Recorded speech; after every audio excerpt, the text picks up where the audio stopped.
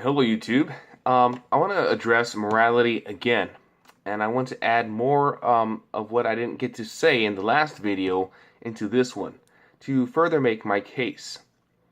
So let's take into consideration other factors that could influence what morality means in an atheist's worldview. So, without a God, like we've established before, there is no objective standard for being good. Um, the most logical position that you could take is to be both good and bad, doing whatever it is that satisfies your self purpose, your own definition of what your purpose is. But let's keep looking into this. So, in this worldview, there is no free will. Everyone's brain activity runs on basically neurons and chemical reactions and whatnot, and everything that you think you know or that you think you're observing is based on this big bag of chemicals. It's not based on anything other than that. And so, whenever you think something, it's the result of this big bag of chemicals. It's not your own.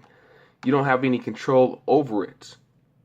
So whenever someone does something bad and acts on that instinctive, or I don't want to say instinctive, but on that reaction in the brain to do that evil act, then they don't have any real responsibility because they're simply reacting to their very nature, to their biology, and to the chemical reactions in their big bag that they call a brain.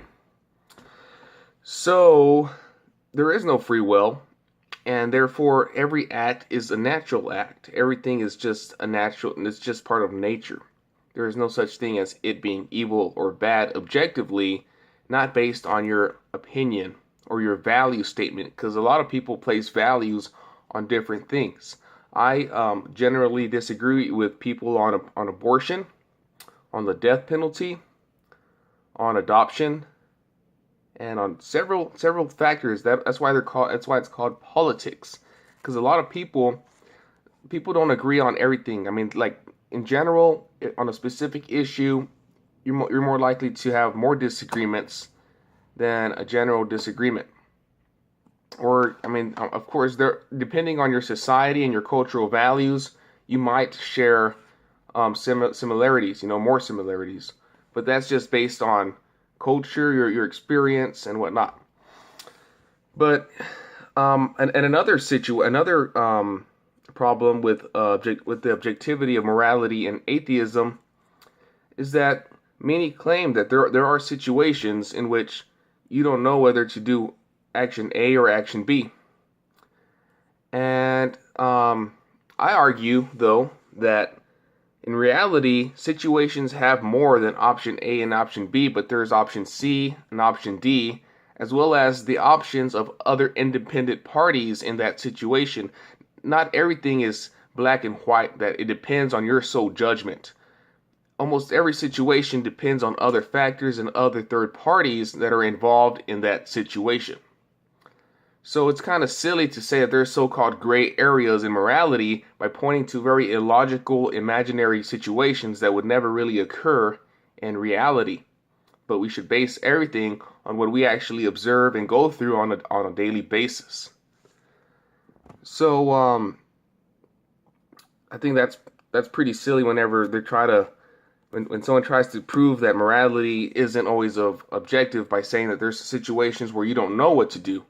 And just because there's situations also, and there is you can apply different morality to a different situation, that presupposed objective solution to that situation is still said to be objective. Okay?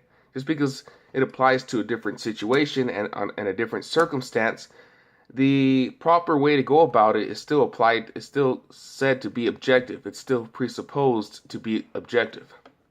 Meaning right. Objective pretty much means that it's right no matter what anyone else thinks or says. It's just the right thing to do.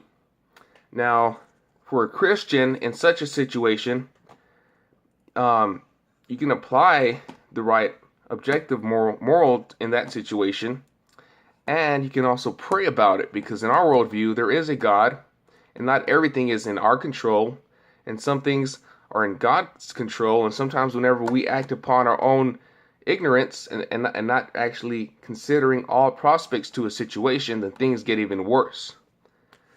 So, that pretty much covers this video, the second part of this video. So I covered free will, and I covered situations that are said to have gray areas of morality in which people don't know which moral to apply, which I say are pretty much unrealistic, imaginary, and the fact that you don't have, and I say the fact is that you don't have any control over a situation the way that you wanted to portray a situation that says that morals are not objective. So you guys have a blessed day, and take care.